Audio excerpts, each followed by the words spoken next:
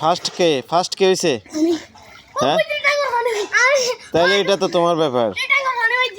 এটা তো তোমার ফার্স্ট কে হয়েছে? তুমি হয়েছে ফার্স্ট, তাহলে উনি ফার্স্ট, তুমি ফার্স্ট।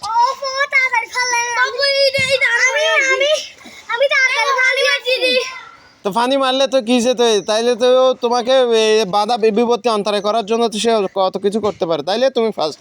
এই তো, তাহলে তুমি কি পাবা এখন? এখন একটা কি পাবা? এখন একটা চকলেট পাবা, ঠিক আছে।